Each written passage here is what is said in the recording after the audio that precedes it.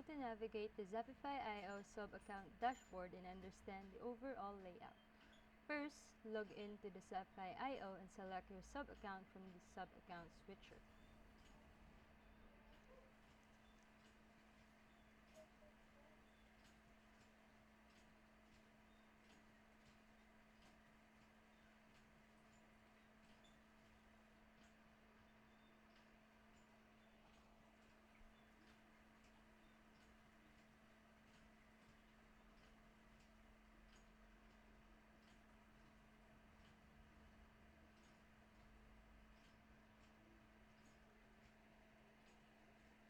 On the left side, you will see the sidebar, all the main menu items such as contacts, conversations, calendars, pipelines, and more.